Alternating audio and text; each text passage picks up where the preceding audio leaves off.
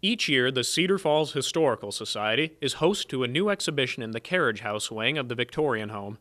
Beginning on February 5th, 2015's exhibition delves into the tales of Danish immigrants to Cedar Falls. Immigrants have come from Denmark for nearly the entire history of Cedar Falls, eventually making it one of Iowa's largest Danish communities.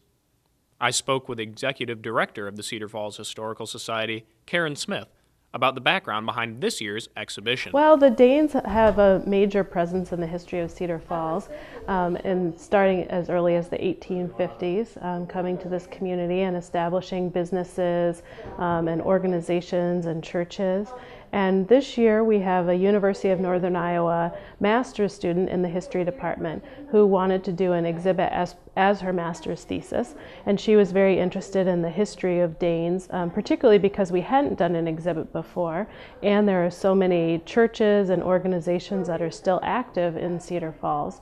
And so she chose to do Danish Cedar Falls this year. And, you know, she did a lot of that background research starting early on, pretty intensively this past summer, and then wrote the panels that kind of tell the narrative story.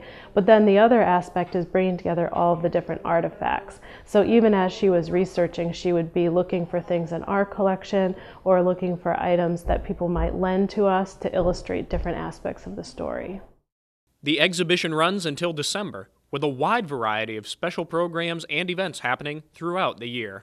So we'll be kicking off with our opening, but then we'll also have programs about Danish foodways, needlework traditions.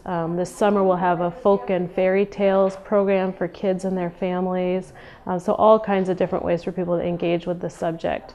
Even our usual cemetery walk will be in Fredsville, which is a Danish village, and then we'll also have our Christmas walk will focus on Danish traditions, Christmas traditions. This year promises to be especially interesting, due to a new emphasis on interactivity with hands-on exhibits. For this exhibit, we really added a lot more hands-on elements. So one exciting thing is that we have an immigrant trunk that kind of tells the tale of what immigrants might have brought with them on the sea voyage from Denmark to America, and people can actually dig through that, not behind a locked case. It's a fun way for people to really learn and kind of absorb what they're experiencing by getting hands-on and really touching history, so to speak. Many of the special programs throughout the year will continue this hands-on trend as participants learn about traditional Danish needlework, fantastic food, or enjoy a simple family story time. While most of the events are free, some only have limited spots available and require a $5 charge in prior registration.